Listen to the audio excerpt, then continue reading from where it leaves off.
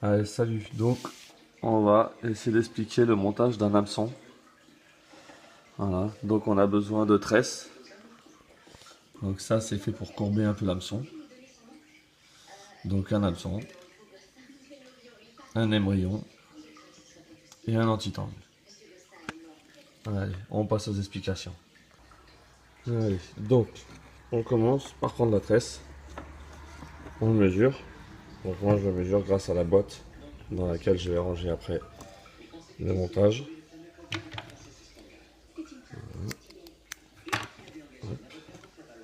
Donc, voilà, c'est mon fil. Donc, on va commencer par faire une petite boucle simple.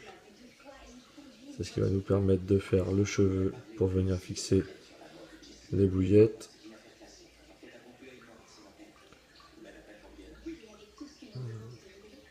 Tac. Hop là. Donc après, je mets des aiguilles à bouillettes pour le serrer bien comme il faut. Donc là. Après, comme d'habitude, on coupe l'excédent de fil. On chauffe un peu. Voilà, comme ça, c'est propre.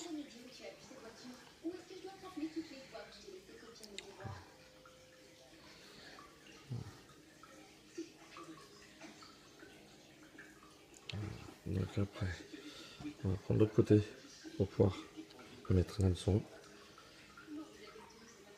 On le passe par le dos.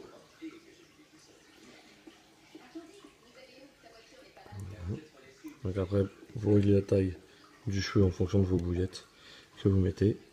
Moi, je me sers d'un hameçon déjà réglé. Comme ça m'évite à chaque fois de remettre des bouillettes au bout. Voilà. Donc ça fait ça. Voilà. Donc là, on va faire un nœud sans nœud. Donc je tourne autour.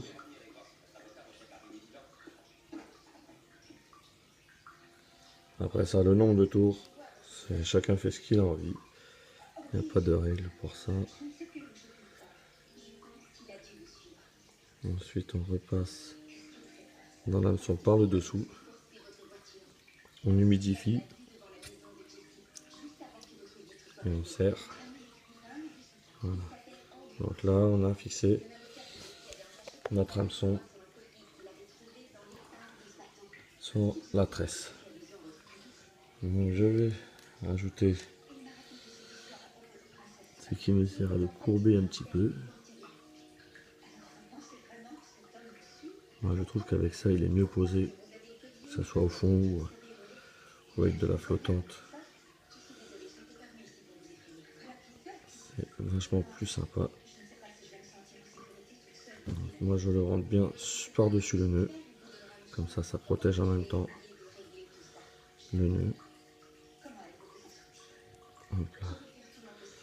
Donc, voilà. Comme ça lui permet de rester couché au lieu de se maintenir normalement. Quand il n'y en a pas, il reste debout. Normalement, ça le permet de le coucher un peu.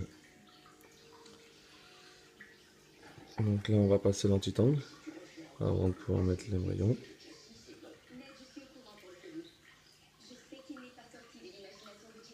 Si ça veut bien.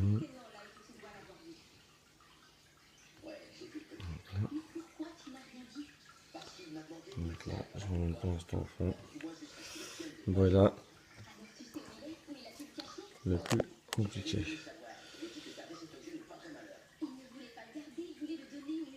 Donc pour attacher l'émerillon. Donc il existe tellement de sortes de nœuds différents. À chacun sa façon de faire.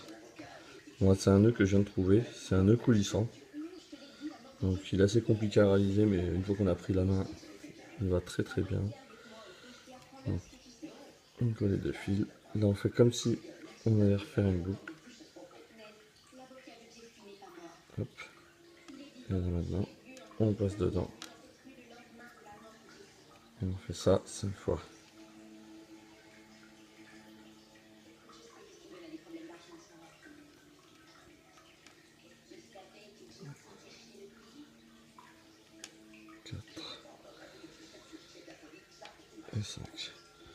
Ensuite, on prend la ligne normale là où est fixé l'hameçon et l'émerillon.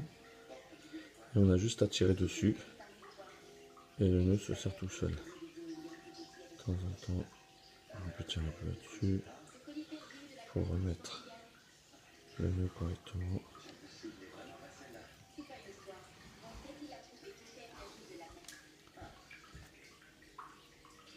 Et voilà. Et là, le nœud il est serré. Donc, voilà. Plus vous allez tirer dessus, plus il va serrer. Donc, c'est un nœud qui ne se défera pas. C'est simplement comme ça. C'est un nœud qui pêche très bien. C'est solide. Voilà, comme d'habitude, on enlève l'excédent, on le brûle pour avoir un nœud propre. Après, donc, du coup, on fait revenir l'anti-tangle. On passe par-dessus le nœud. Donc, comme d'habitude, ça permet de protéger le nœud. Et au moins, ça sert vraiment, une fois tenu par les maillons, ça sert vraiment, vraiment l'anti-tangle. Voilà. Et là, du coup, on a réalisé une belle ligne pour fixer un hameçon.